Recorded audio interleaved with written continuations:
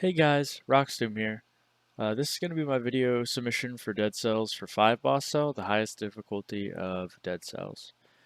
This run is done with a melee build actually, and it has a variety of items. We use a heavy nade and a denial wave with the giant killer. It's pretty diverse build, kind of has stats all over the place. But we're going to be focusing actually on survival, which is kind of the tank stat, which is a little surprising. Um, the major thing in this run is that we pick up pretty much every scroll, which includes curse chests along the way. We need to find pretty much 10 or so curse chests throughout the run. And when you're cursed, if you get hit at all, you will die. Um, you can clear the curse by killing 5 enemies, which is what we use during the run. We run a mutation called Alienation, which reduces it from 10 to 5, which makes it much more lenient. We kind of abuse the heavy nade to clear a lot of these curses instantly by stacking up enemies, hopefully. It doesn't always work, and that's probably the parts where it would be most concerning to clear it, whenever you can't insta-clear it. But it kind of trivializes the curse clearing process. We'll pick up curse chests and curse in ramparts, in stilt, and then in sepulcher, which is our tower's alternative. We made these runs much more consistent. There was only 3 runners, but yeah, especially if you're going for a safer strat, you can add in time doors, which gives you better items most of the time. You could definitely just play safer, grab every scroll, because I started omitting scrolls if I didn't find them in a timely manner early on in the game, especially. Just because I just can't waste time picking them up. I need to make sure I have enough damage, and that's about it. So I was lacking probably some health in a lot of my world record attempts, where I maybe just didn't have that many health scrolls along the way. But yeah, you can play this much more safer than we typically do, I feel like, and probably be much more consistent with it. Basically, we would just get every scroll and try to play curses as safe as possible. When I started these runs, I think the first one I got was 30 minutes, and I worked that down quickly to 25, I believe, with my next PB.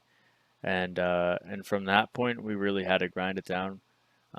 It was getting slightly optimized by the time I got this run, which was a previous world record, and I believe was the second fastest on 1.2.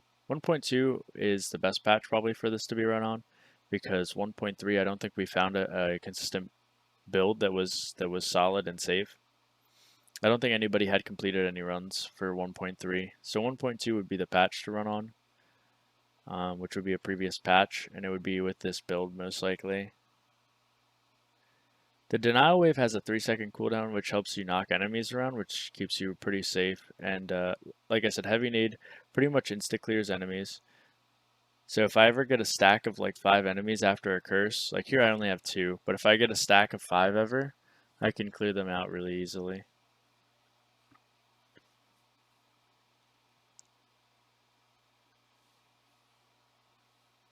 So right here I had no enemies grouped. That would have been the scary parts of having a curse, is whenever you don't have some enemies grouped up.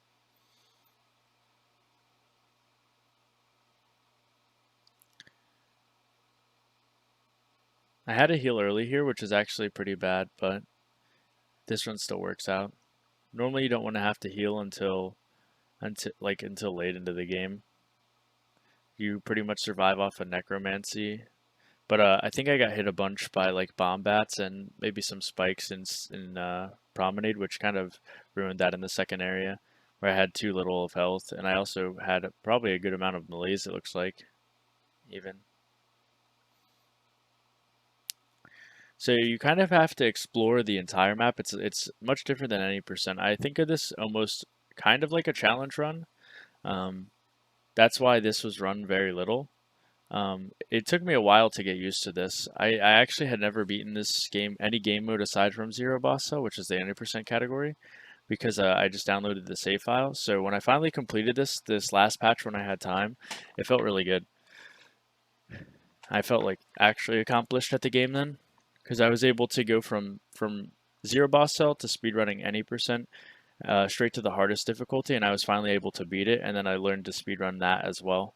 So that was super awesome.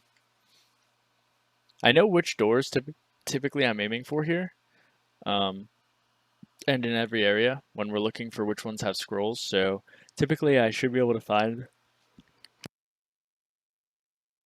the ones that I need here. And again, we're just going for survival. And see, I can kind of just clear that curse instantly because of heavy nade and there being a group of enemies. So that's how we trivialize it a lot throughout the run.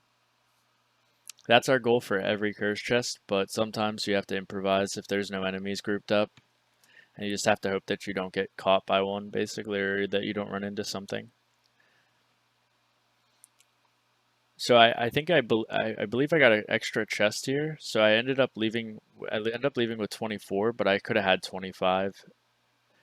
But I believe, like I said, I was cutting out scrolls at points to save time.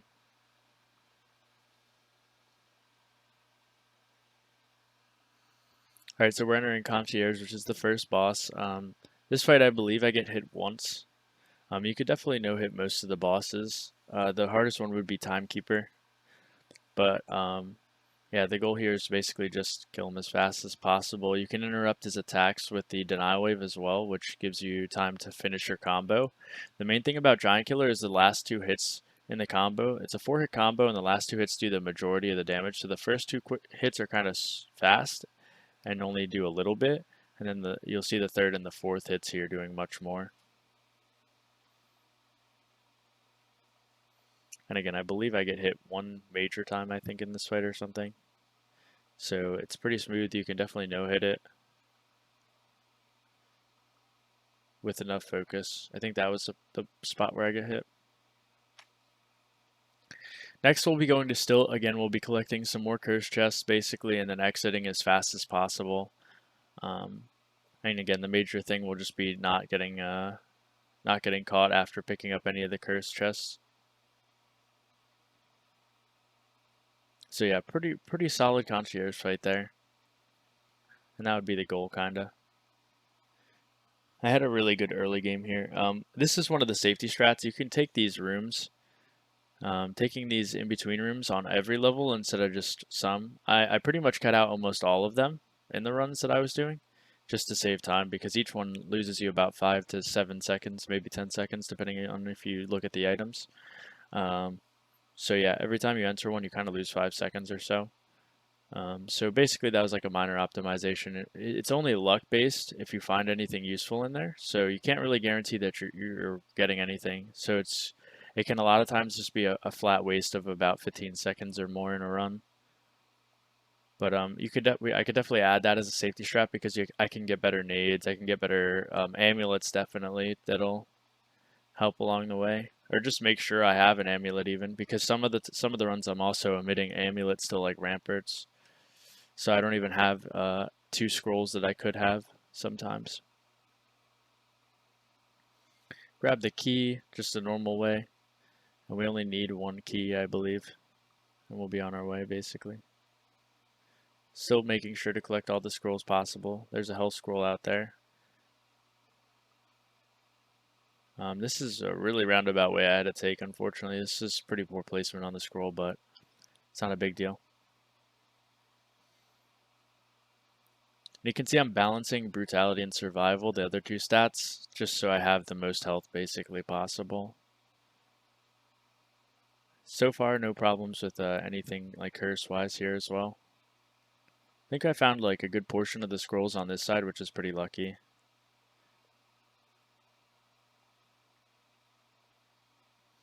I should be looking for like 2 more scrolls probably and an amulet. Might be 3 more. This is not a curse chest, is it? I couldn't tell what door it was. So there's an amulet which I got. And I don't think that actually increased. So I actually did have an amulet. So yeah, there's 2 more scrolls I'm looking for here.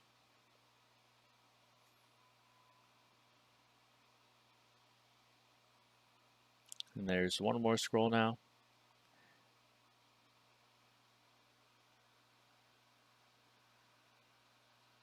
Oh, I miscounted. I'm at 30. So technically, I'd still be looking for 2 more, I believe.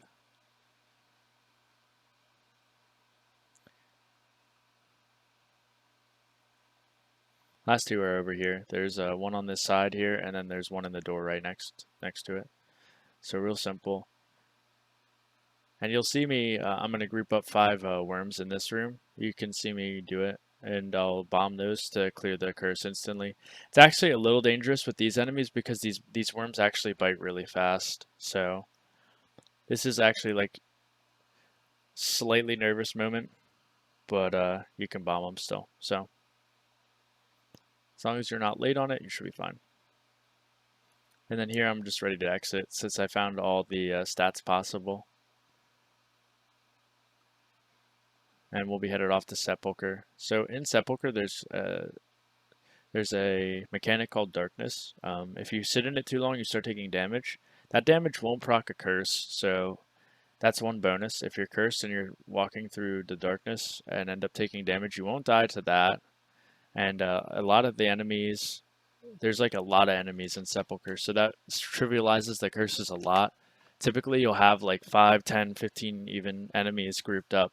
So as long as you have heavy nade, you pick up the curse and then just bomb, and it instantly lifts. So that actually makes this Sepulcher easier than the base path, which is to go through towers, which I believe they ran in any percent before. Another thing possible is I could get somebody to provide me with a seed, or I could find a seed for this run. I believe they had a seed provided for the last Dead Cells race, which just had some like consistent, like good things in the any percent route, basically, to help them like have a run that would be not like it would be a good run.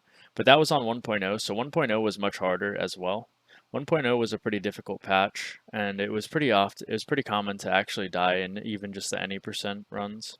Now it's much harder to die in any percent. It's basically when you just pick up a curse because you find one and you feel like grabbing it real quick, and that's basically just a YOLO strat. You don't have to do that at all. Typically, you shouldn't die outside of that unless you just neglect healing.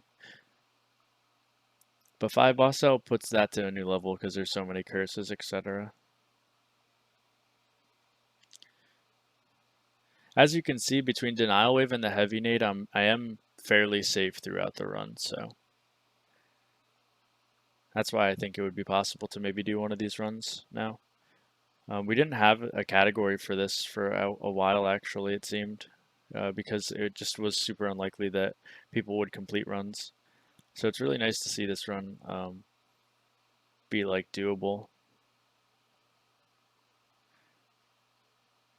Like I said, in the community, I hadn't even done 4 boss cell, let alone this when they came out with 5. So this was like kind of like unexpected territory or whatever for me. I didn't know how if I could even pull one of these runs off. So when I finally did it, it felt really good. And I definitely worked that consistency up a lot as I went along. So this is probably like the worst curse chest right now because I'm in Sepulcher and I have no enemies outside. So I have to clear this 5 on my own somehow. This would probably be like the main part that would be scary. And it worked out pretty well. There was like a lot of bats. That pit would have killed me if I had run past those enemies. Because I would have hit those spikes and died. So that would have been really unlucky. It's definitely happened. It's pretty rare though. Normally you only see that spike formation at the bottom of a dive every like couple run, like not every run. It's pretty rare. And you could easily just try not to dive down like that, I feel like, if you're worried about dying to a curse. So here's the other key. You need to collect 2 keys in Sepulcher, and then you can pretty much head out. And again, you're looking for roughly 6 scrolls. So I'm looking to leave here with like 38 stats, which I have right now, actually. I think I might even find 39. Yeah, I found 39 too, so pretty solid. You can see I have 5 brutality, 5 survival, or 5 tactics, and 29 survival for a total of 39.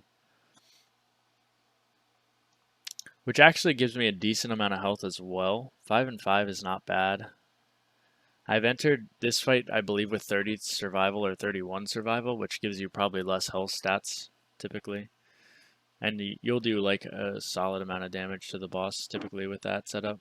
29 is good, too. You definitely want to see more than, like, you definitely want to see 28 or more, probably, for survival. So if I could get a seed with something like that, that should make the boss fight a lot easier, basically.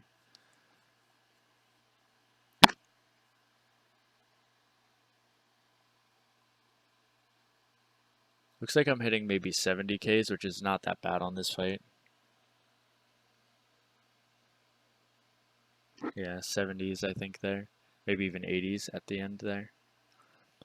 Which is solid damage. I think I've seen, like, 60 is kind of like an average, but it feels pretty weak when you have 60.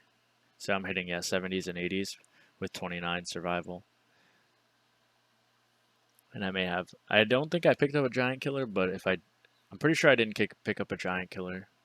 But if you did, it could be even stronger, possibly. That's mostly just stats and maybe some affixes on the weapon. Alright, so we're into Castle. Castle is slightly dangerous. It just depends on maybe the setups you get. If you get sniped, if you're taking a lot of damage, which just depends on maybe how much health you have at this point in the game. This is the part where health starts to really hurt a little bit. If you don't have a lot of health, or if you play this pretty poorly, you'll be tanking probably a lot of damage, and you could end up dying. So you just got to be careful, basically. So here I go through vendor, which means I'm on the right path at some point. It did branch, I think, so left could have been a different path. Left could be the right path. But yeah, so far when I went through that vendor, I was concerned I'm on the right path.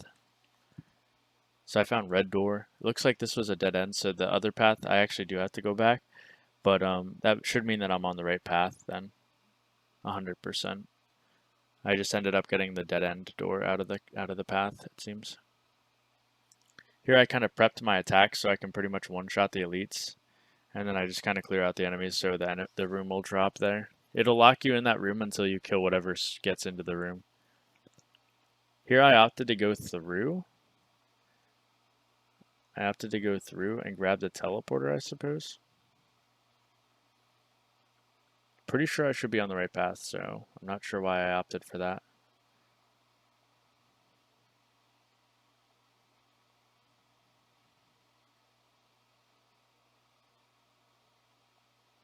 I think I got a little lost. I think this ended up being like 3 branches. Because this is another room and the other way is another room as well. I believe. Actually, it looks like this might continue. So maybe there was 2 paths. Yeah, this castle was kind of a mess. It was a bit of a maze. Wasn't super straightforward. So that was a really quick clear again, prepping the last 2 hits so I one-shot the elite basically. Does it go up? Yeah, it does. So yeah, the other path was the yeah, and I realized I had to go back because the exit was right there. So that's just map like reading basically. Just having a feel for where it was after I noticed that was going to be another path, and there was a branch there. It's pretty common for definitely the top runners. Me and Rhino specifically definitely have really good map recognition typically. So yeah, that one was just a bit of a maze. So the worst way for it to spawn is it branch after the vendor, and that's what happened. It branched after the vendor because the vendor tells you you're on the right path, but then it branched into the 2 different paths. So I didn't know which path was actually the correct path. I just knew that I was headed the right way, I suppose, at some point. But if it stayed on one path after that, then I would know that that was the correct path to the exit. This fight is, again, it can be trivialized a lot. If you just want to dodge everything, you can do that pretty safely. Typically, you just get caught up if you're trying to go too super fast. But it looks like so far I've done a pretty decent job at dodging most of the attacks. I think I got hit once major so far. So we'll see how I finish this out. Looks like I got him to the final phase coming up after this elite clear here.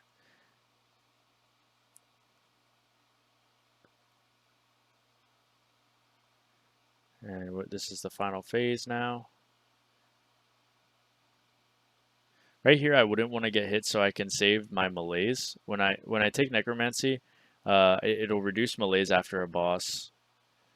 So if I can kill him now, I'll reduce that melees bar on my health bar, which I had 2 slots left. Now I should have like 7. It's actually only 6, but yeah, you can see that I can get hit again, so that saves me another heal for a while, as long as I have health, which is really good. And this is Astrolab. This is the final area they added for only 5 boss cell, and this is leads to the true ending boss of the game. This is basically like uncharted territory for most people that do speedruns. Learning this area definitely was a little tedious, and a lot of the pretty much every enemy is pretty dangerous here, and can definitely cause you malaise stacks or just a large portion of damage, which it can be pretty scary. But typically you won't die here unless you have like 0 health. And again, I have five brutality and 5 tactics, which made this much easier.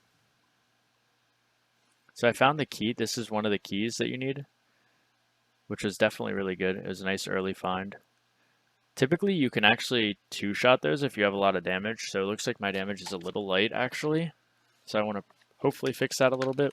I think the end of this run is me with low damage. So this would be like if I had like little to no damage, basically this run, which is typically pretty bad for the run.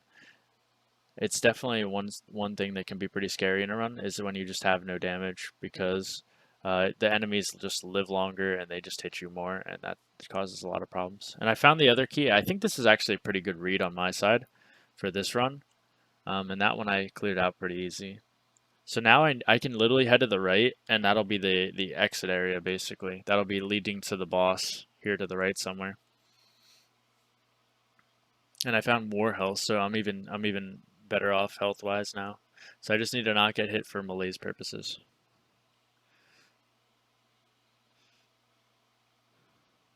Here there's a strat you can dive past some of the lasers on the side. I think it's a little scary to do, but I haven't tried it out a bunch. If you like hug the wall, I think you can dash against the wall and get past some of the lasers, depending on your your placement. So there I almost fell off actually, which was super scary. And I noticed this scroll and I can just grab it from that door. And I get more health again. So again, I'm super tanky, definitely, which makes this a little bit easier, but I'd rather have damage probably for just so I can beat the final boss faster in most scenarios, but I did not get that this time. That was a scary part. I ended up just healing to get rid of some malaise, it looks like, and make sure things went well. I'll be at the top soon. So this is the top, which is, I was basically just rushing up. It worked out pretty well. Sometimes you can get caught in there, and that's really deadly if you get caught in that tower. But if you can make it to that, you're pretty good. I even made a mistake there by dashing into that laser, which actually, it hurts pretty bad. So, but I cleared those elites. There was 2 elite birds there, and I cleared them instantly with that trick. That's what I do. And we're off to the final boss, the collector. We change our mutations a little bit to help with the boss fight, but I have like 2-3 heals. I have no damage, which makes this fight really long, but I can do the fight anyways by just surviving. Basically, you kind of it feels like you just have to hit him a certain amount of times or do a certain amount of damage. You don't even have to do like a ton of damage because he takes reduced damage each phase. Each time he heals, he takes reduced damage. So you'll start off doing okay damage, and then each time you'll do even less. This first time you have to get him like under half health, and then it'll be less. It'll be like the next time you have to get him around half health, the next time you get him around like 75% health, and then the last time you literally just live, and eventually he'll heal at some point. So yeah, my damage was really low. I didn't get him even close to half health really there on that first phase. But that's because I only have 30 survival, which I could have had at like Timekeeper. I had 29 at Timekeeper, if you remember. So I only picked up 1 additional damage. So there's where, like I said, I did like 60% of his health, and he heals, and that's the first phase essentially. And now he'll take even less damage. I think it's 5% less or so.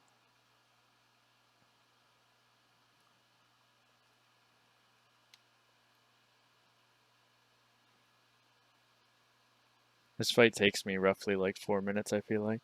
Yeah, it finishes around 20:43, so it takes me like 3 minutes and 40 seconds, which is really long. It lost me like up to almost a minute from like what's possible, which wasn't huge because I had such a really good run aside from this. But this would be part of like my major time saving runs, definitely. You can see I didn't even one-shot that enemy with the heavy nade, but it was a tankier enemy. So there I got him to like 55, 60% health, and he heals again. So again, you can do this pretty much without damage. This basically being like proof. You just have to live and play smart.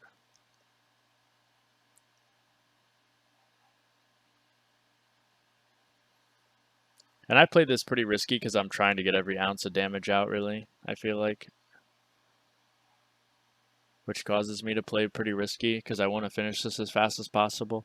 But you could definitely play it where you basically try to no-hit him, and it would be fine. I even got a double. This room, you don't always see this room, I feel like, where you get 2 of those landmines basically bouncing around. Or the spike balls, yeah. So there, again, I got him only to like 70% health and he heals. And then this last phase, he has to heal again. You can literally just live as long as possible, basically, and just hit him some, and he'll eventually heal.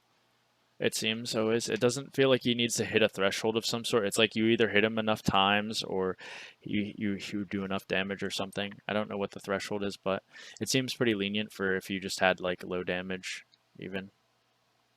Making the fight pretty much always possible, but not always fast.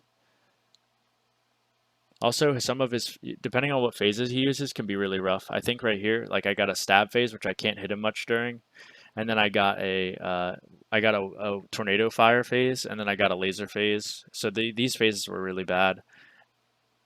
So I can't hit him during like any of those phases. Like here, I can hit him the last phase. I could hit him too, and there's the heal. So yeah, I barely even scratched him really, and he still drops the heal. And now the rest of the fight is at 100% damage. So we do full damage. You pretty much just one-shot him after that heal. You pick up his health bot, and you can. There's pretty much no way you should die at this point. You can just basically spam your heals again, and he just takes 1,000,000 damage, and that's the fight.